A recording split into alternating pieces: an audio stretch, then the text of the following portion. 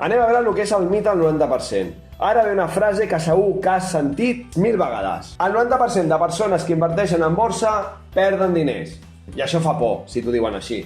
Però aquí hi ha una trampa.